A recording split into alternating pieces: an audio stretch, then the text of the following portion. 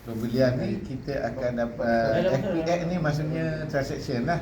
Sekali transfer tu RM1 dia beli mesin lah dia charge. Kita akan dapat 0.018.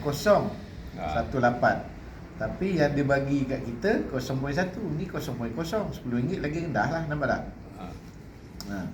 Kalau 0.1 dia 50 harga hari ni RM55 lah. Hak dia bagi kita tu untuk harga hari ni RM55 lah. Okey, dia bagi kita 0.1 ni adalah RM55 dia bagi kita. Kalau kita ikut gram, 1 gram, situ 1 gram. Bulan-bulan, contoh kita sign sini. Dia ada benda. Dia tak bagi kat dulu. Duduk. Duduk.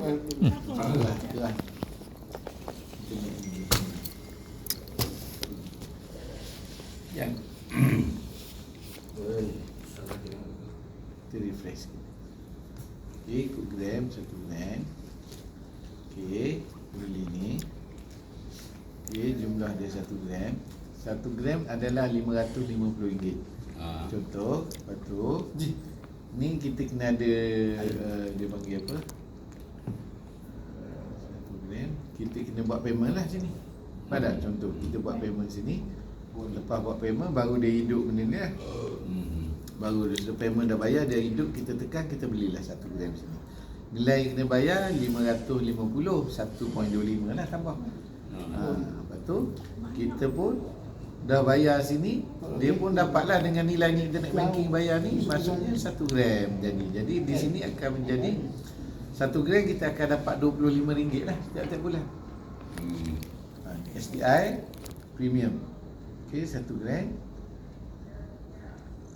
Ni saya sini, sign sini contoh.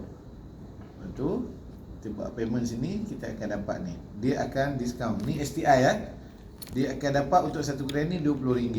Jadi 536 tambah RM20 sini, dia akan bertambah RM20. Gram ni dia akan lebih, nampak 517. Tolak.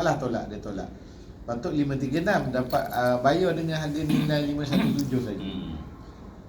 Lepas tu dah bayar tu, settle lah pergi. Awak akan dapat lah setiap bulan RM25. Gitu cara dia. So sekarang nak beli yang mana?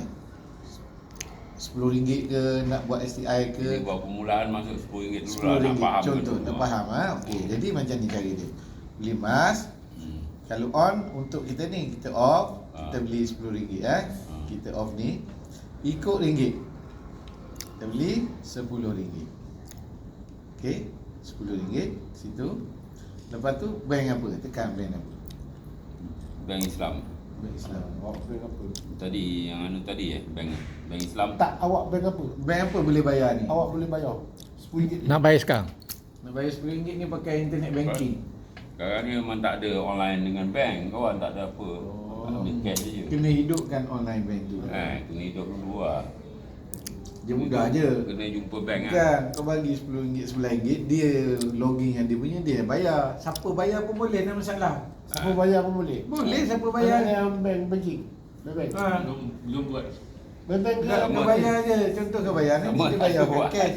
Tak ada. Tak, contoh ni, kau bayarkan cash. Kau buatkanlah ni. Bukan kita tahu. Awak ada bank ke apa ke biasanya ke apa tak ada? Ada. Tapi internet banking Tak ada ada. kawan transfer tak pernah buat. QR pun tak ada. Tak pernah ya? Selamat kat kau. Tidak, di Shopee.